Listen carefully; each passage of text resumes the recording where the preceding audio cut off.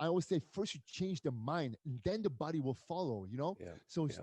start believing that all you need is those few little minutes a day, and it'll make a huge difference on the long run.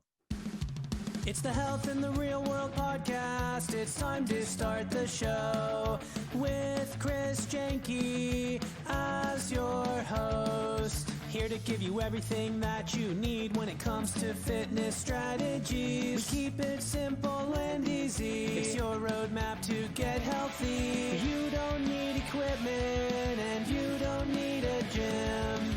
Just the right strategies to get you fit and trim. Welcome to Health in the Real World. We are here today with Laurent Amzallag. Thank you so much for joining me today. I really appreciate you being here. It's my pleasure. Thank you for having me. Give us a quick introduction about how you got into fitness, what you do, how you help your clients.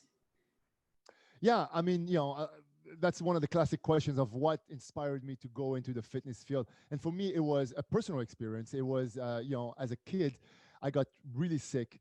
I ended up in the hospital, and to the point where the doctors were telling my parents, get ready, like he's got only a 50-50 chance of making it. And I remember as a kid, I was a very energetic kid.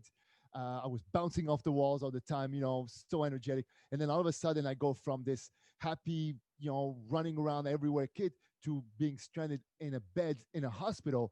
And it just messed me up. I couldn't do anything. And I stayed there about a month. But I remember, around week 2, week 3, I said to myself, I got to do something. I've been just laying down in this bed for so long. I got to do something. So one day I just said to myself, Laurent, just stand up. Just walk from your bed to the bathroom, which was maybe 10-15 steps away from my bed. And I remember how tough just standing was and walking to the bathroom. I did that for a few days. And I said, you know what? Now let's walk into the hallway. And I did that. Then let's walk to the TV room. And I did that. And I remember how good I felt every day just moving my body, right? And I'm convinced today that that's what got me out of the hospital. So I didn't know it then, but I think a seed was planted, was kind of planted in my brain then, that's what I wanted to do in my life, show people, inspire people on how movement could really help them, a lot. Wow, I think that's a great story. How old were you? I was about 10 years old when that happened. Wow. What Nine, what 10 years was old. what was the diagnosis? Like what was going on? I had an appendicitis, Hmm. and which was diagnosed late. It burst. I had infection after infection. Oh, geez. Fluid in my lungs. I mean, it was. I had probably 5 or 6 different surgeries. Through a span of a month. I mean, when you think about appendicitis today, it's like a in and out kind of thing. A few days and you're out. I was in the hospital for about a month with Wow. obviously chances of not making it. So it was pretty serious.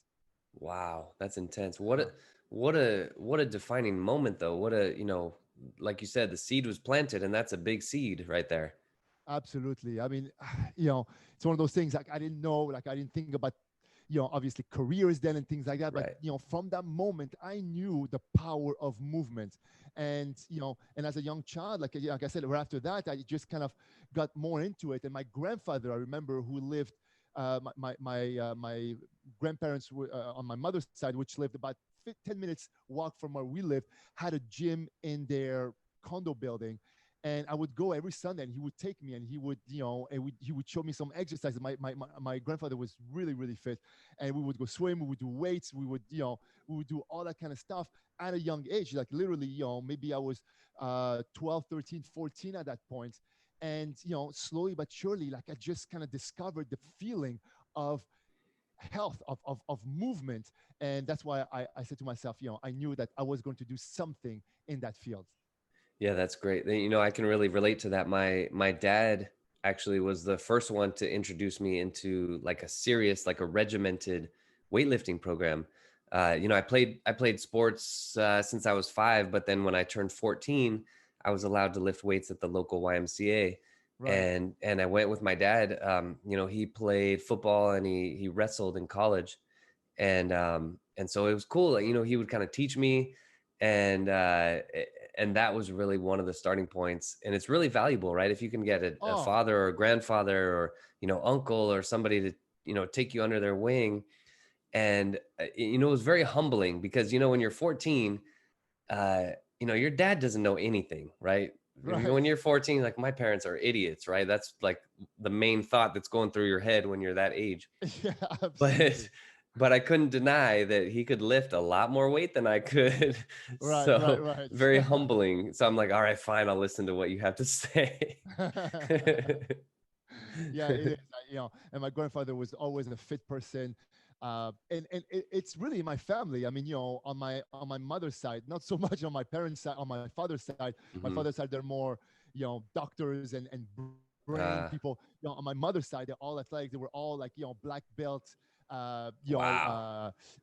karate guys. My uncle used to exercise, and when I came to the U.S., my uncles lived here. He was a runner. He was a weightlifter. I mean, he was a fit guy.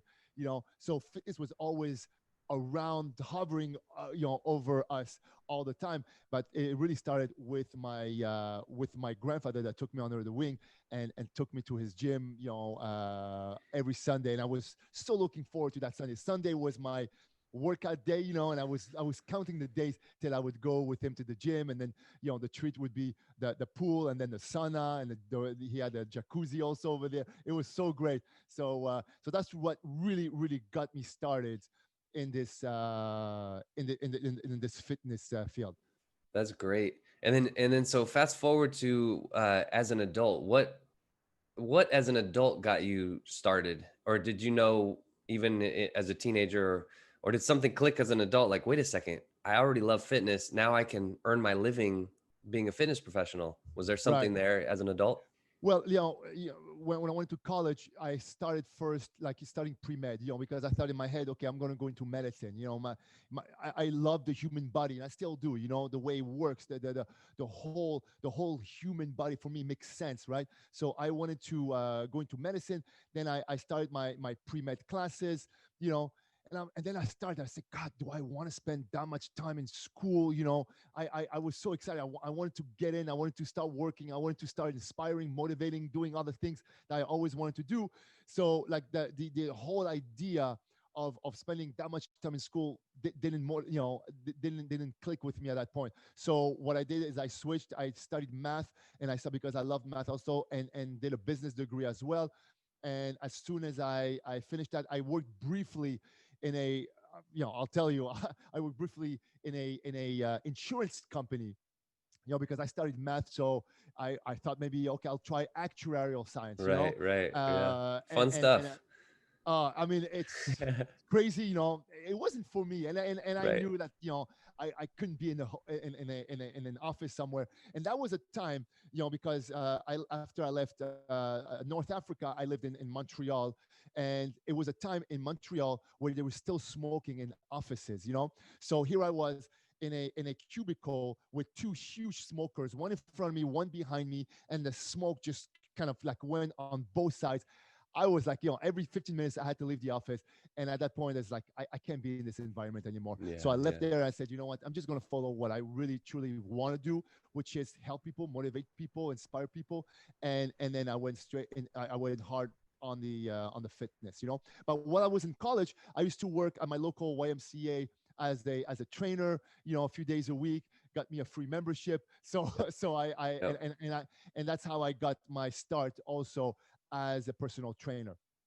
It's funny. I mentioned that. I said, what did I say when you were talking? I said, oh, that sounds fun, right? The actuary. Yeah.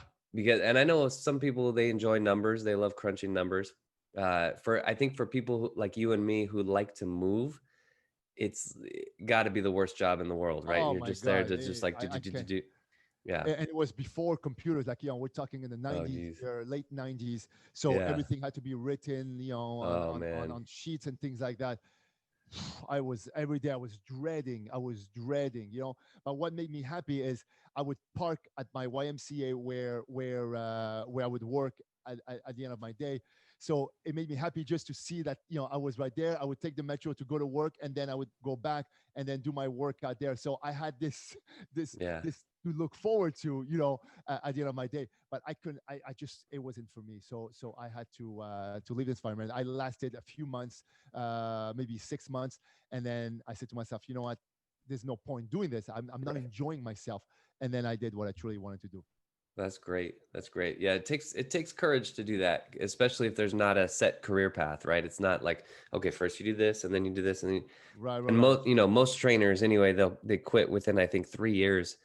It's the average career of a personal trainer is pretty short. So for you to I've be been, doing it that long, it's awesome. I've been at it Fantastic. for 25 years now. It's something when you enjoy something, like, you just want to do, you just want to go at the top of that field, right? You just want to do all the things you want to do, and because you enjoy them, right? It's not Yeah. a, I go to work in the morning. I start my day at 6 o'clock. Most people will say, oh my God, what time do you wake up? I wake up at 4:30, 5 o'clock in the morning.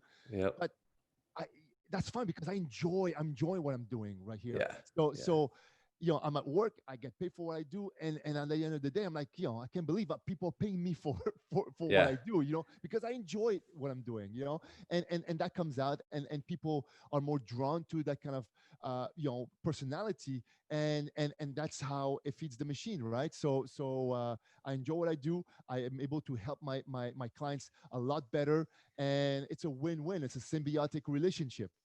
Yep, absolutely win-win. It's funny. I have one client who jokes with me. He's a pretty successful real estate developer, and he jokes. He says, "Chris makes me do all the work, and I have to pay him." And I'm like, Right. "Hey, it's a good job. You should have got into it." So, Right. My client tells me the same thing. I can't believe I pay you to do this. It's the same thing. It's true. But it's one of those things where they pay your motivation. That's what yeah, that's what they really get. yeah, I mean, at the end of the day, how many times could a trainer show you how to do a bench press or a sit up, right, or whatever it is? They're not paying you for that. They're paying you for your energy. They're paying you for your motivation. yeah, Without that big piece, to me, it's a huge piece. They wouldn't be doing it, or as well, right? yeah. At the end of the day, they know how to do a bench press. They know how to do a shoulder press, or cardio, whatever it is, right?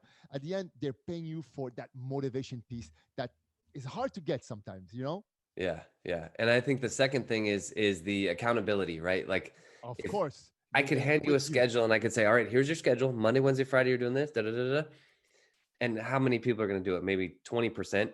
Right, And, right. and so it's really like people will not break an appointment, or very few people will break an appointment, right? Maybe 2% of the people will actually break an Sure, appointment and not feel bad sure. about it. So I think there's that, but I think that's part of the motivation aspect. It's like it's sort of like it could be negative or positive. The negative part Absolutely. is like, oh man, I have to go, I have to go to my stupid workout. And but there's like even somebody could complain and gripe about it all day long, but they're still gonna do it. And that's what's Right. important. And then I know this by 10 minutes into it, 15 minutes into it, their whole mindset has shifted, Shift complete.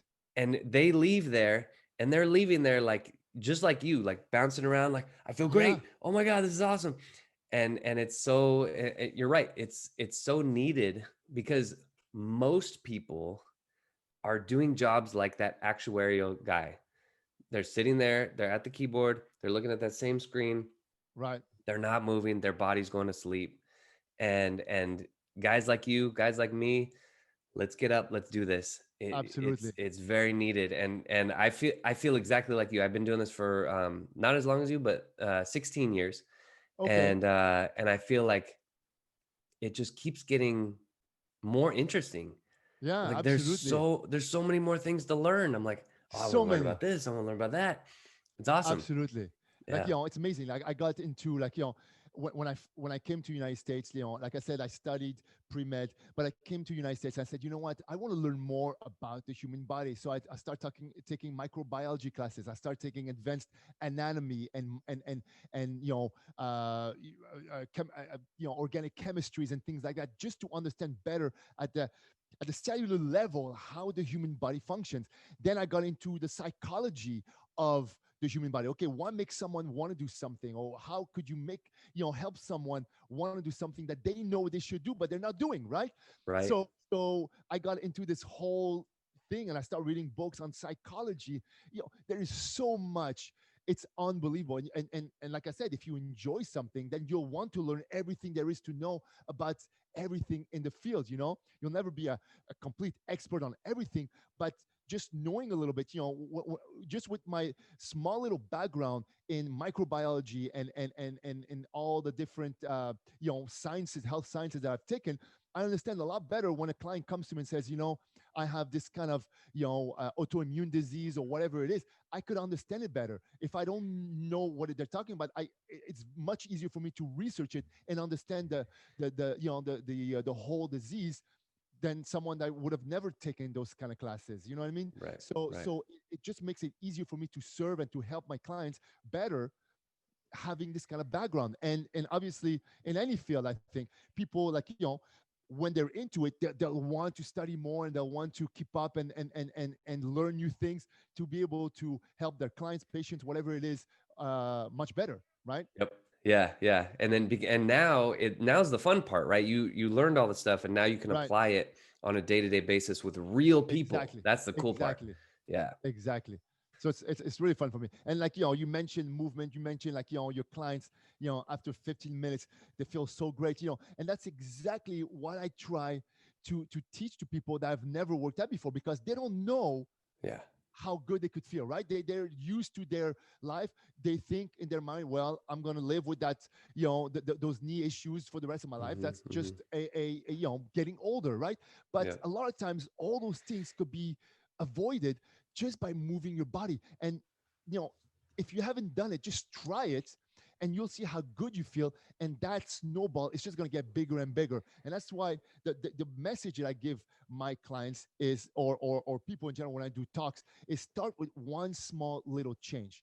Yeah. One small change: drink an extra glass of water a night, sleep half an hour more, do one little stretch per day, because that little move will make you feel great, and you'll say, well, what if I did this? What if I stopped eating that? What if I ate more of vegetables and fruits? And what if, and then that ball gets bigger without anybody telling you, oh, you should lose some weight, or you should exercise more, or you should stop Right. smoking. It's going to come Right. from you, because now your whole mindset will have shifted just from that one simple little change.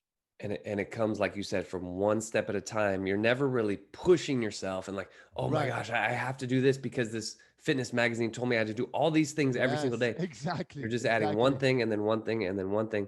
I think it's interesting because it's almost backwards. Like it almost makes no sense that the more you exercise, the more you work out, the more energy you have. Because you Right. think like, wait a second, you work out, you're gonna lose energy. Right. And No, that's not how it works. you get I more. have the best days are when my head hits the pillow and I'm exhausted because I Right. was literally moving all day long. Those are the It's best. That's what I physical. feel. It's physical. It's Oh, not I feel mental so good. exhaustion. You Right, know. right. You It's like know. my And muscles are tired and then I wake up ready to do it again. Let's do this. yeah, Versus that, you're right. That mental exhaustion is like, there's like a it's not the same. slowness, like Right. this, right? Exactly. I gotta tell you, it's exactly right. A lot of people, like, one of the excuses, I'm too tired to work out. Not Yes. not knowing or not understanding that the energy will come after you do, like, within the first few minutes, you'll start feeling better. Yep. I remember when my kids were born. I didn't get, obviously, any sleep, Yep. and I would go to the gym, and I would still, obviously, I would go to the gym, and I would say to myself, how the hell am I going to do this workout? And I Yeah. remember these were the best workouts I have ever had. Going in like on an empty tank, and then all of a sudden this energy just burst. Energy that I would have never had if it wasn't for that workout that I did. I would have Yep. dragged all day like this if I didn't do the workout. But going in like this, like, dragging from zero sleep from having little children to doing a workout and feeling like $1,000,000, that's what people have to understand. And it doesn't take that much. It takes just a few movements. You mentioned something about magazine and things like that. In a lot of people's minds, I think people think, oh, in order to feel good and everything, I gotta spend hours at the gym. I gotta just eat, like, grass and twigs and things like that. And it's not the case. It's not the case at all. Just a few minutes a day. It's amazing what changes it can make in someone's mind. I always say first you change the mind and then the body will follow, you know? Yeah. So Yeah. start believing that all you need is those few little minutes a day, and it'll make a huge difference on the long run. Absolutely. Step by step, step by step. All right.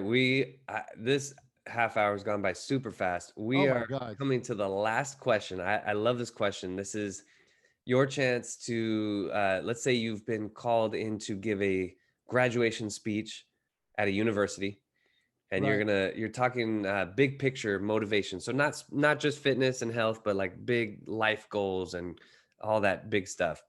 What kind of message would you tell those 21, 22 year olds?